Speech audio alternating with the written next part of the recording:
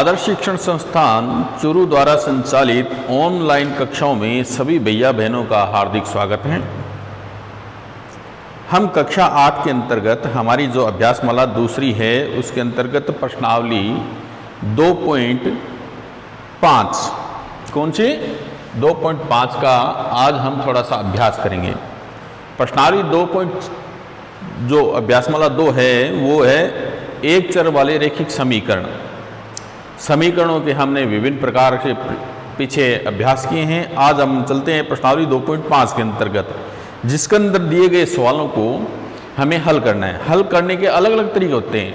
हमें जो सवाल दे रखा है उसको हम सबसे पहले क्या करेंगे, सरलतम रूप में लिखेंगे और सरलतम रूप लिखने के पश्चात में बदलने के पश्चात में हम उसको हल करेंगे।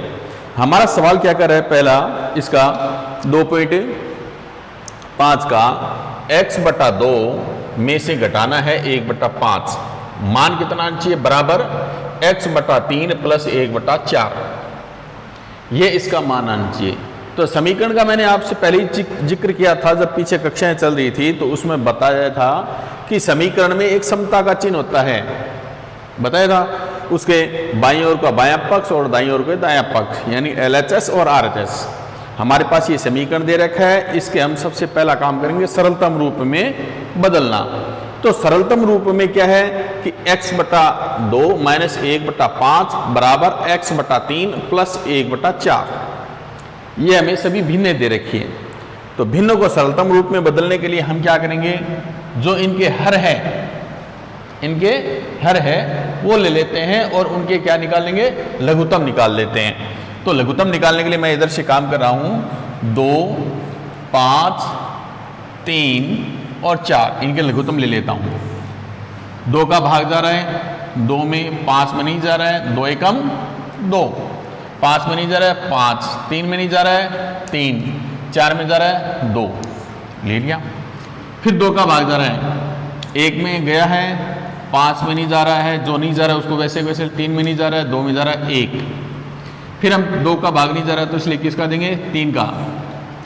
1, 5 में नहीं जा रहा है 5 लिख दिया, 3 एकम 3 और 1 का 1। अब हमारे पास रह गए 5, 5 का भाग दे देंगे 1, 5 एकम 5, ये आ गए।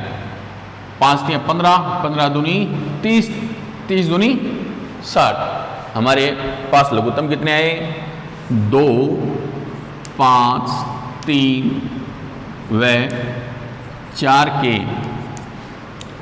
क्या चीज़ है, लघुत्तम समापवर्तक कितने हैं, 60 होंगे। कितने आ रहे हैं, 5 × 15, 15 दूनी 30, 30 × 30 दूनी 60, 60 आए हैं। अब 60 को क्या करेंगे, हम इनके जो सभी पक्ष है, क्या है, सभी पक्ष हैं, इनसे गुणा कर देंगे दोनों पक्षों से। क्या है, 2, 5, 3 व 4 के लय से 60 हैं, ठीक है। और 60 को क्या करेंगे, दोनों पक्षों से गुणा। 60 को दोनों पक्षों से क्या करेंगे, गुणा करने पर। तो दोनों पक्षों से गुणा करेंगे, 60 को करेंगे इस बाएं पक्ष से, फिर दाहिने पक्ष से। तो बाएं पक्ष से गुणा करते हैं तो हम क्या करेंगे, x/2 × 60 - 1/5 × 60 बराबर, यह आ गया हमारे पास में बायां पक्ष। चलिए बराबर ले लिए दाहिने पक्ष में, x/3 × 60 + 1/4 × 60। 60 को x से गुणा करेंगे 60x और 2 का भाग दे देंगे। कितने आ रहे हैं, 60 में 2 का भाग दिया 30, 30x।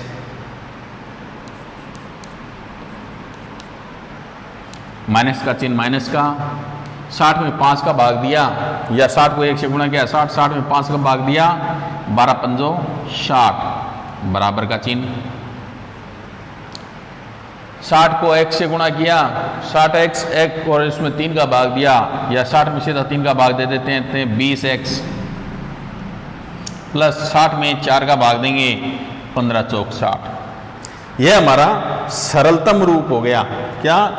30x - 12 बराबर 20x + 15। ठीक है, अब सरल समीकरण सरलतम रूप में आ गया, इसे हम आसानी से हल कर सकते हैं। पहला काम क्या करेंगे? हम क्या करेंगे? पक्षांतरण करने पर क्या करते हैं?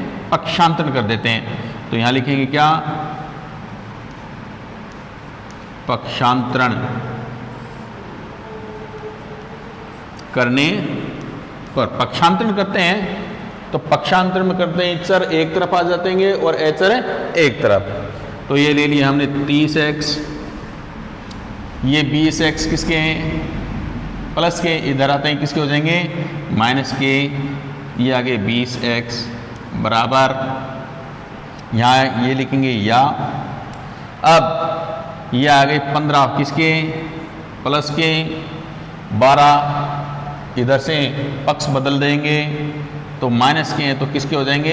प्लस के। 12 30 में से 20 गए, कितने रह गए? 10x बराबर 15 और 12 27। ठीक है, आगे देखते हैं क्या है? 10x बराबर 27 या x बराबर 27 का यहाँ क्या रखा है? 10 और x के बीच में कोई निशान नहीं दे रखा है। जब वो चर और अचर साथ में हो तो उनके मध्य गुणन संक्रिया होती है, ये ध्यान रखना। तो 10x बराबर 27, तो x बराबर 27/10। कितने आ गए? 27/10। तो 27/10 हमारे पास क्या आ गए? इसके मान आ गए। यदि ये कटते हैं काट दो, नहीं कटते हैं तो छोड़ दीजिए। तो अतः हमारे पास क्या है? वांछित हल क्या होगा? क्या क्या कहेंगे हमें? वांछित हल क्या होगा? वांछित हल होगा x बराबर 27/10। तो हमारे पास x का मान कितना आ जाएगा? 27/10। कर सकते हैं? ठीक है, तो इस प्रकार आप 27x का मान 27/10 कर लीजिए। आगे चलिए, आगे सवाल करते हैं 10वां। 0.25 को 5 कोष्टक 4f - 3 बराबर 0.05 को कोष्टक 10f - 9। ये एक सवाल है हमारा, ये है प्रश्नावली 4.5 का ही, तो सॉरी 2.5 का। अब इसके अंदर सबसे पहला काम क्या करेंगे? कोष्टक हटा देते हैं। सबसे पहले कोष्टक हटाने पर हमारे पास क्या होता है? 0.25 को 4 से गुणा करते हैं तो हमारे पास आता है 1.00 और f का f। 0.25 को हम क्या करेंगे? 3 से गुणा, तो जैसे 25 3 75, दो संख्याओं के बाद में दशमलव लगा देते हैं तो हमारे पास आ गया 0.25 को, इसको हल करते हैं बाएं पक्ष को 1.00f माइनस 0.75 हमारे पास में आ जाते हैं। इसी प्रकार 0.05 को गुणा करते हैं 10f से, तो 10 पंजों 50, यानी 0.50f माइनस 0.05 को 9 से गुणा करते हैं तो 9 पंजों 45, यानी 0.45।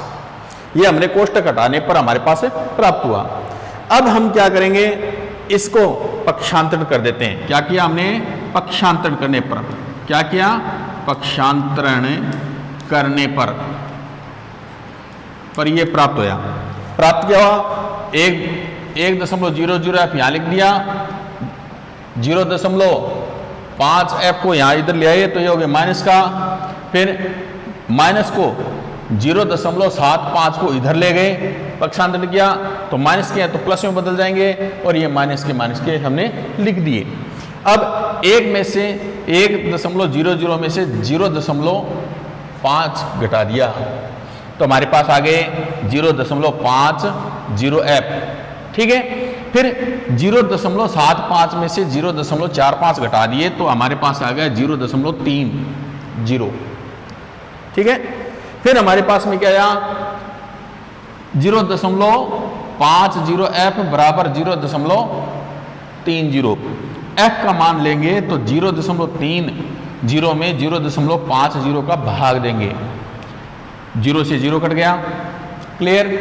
दशमलव वाले से दशमलव कट गए, हमारे पास आ गए 3/5, 3 में 5 का भाग दिया तो 0.3 आ जाएंगे। तो f का मान क्या आ गया 6, 0.3 में 5 का भाग देंगे 0.6 आ जाएंगे। तो हमारा वांछित हल क्या होगा, f बराबर 0.6।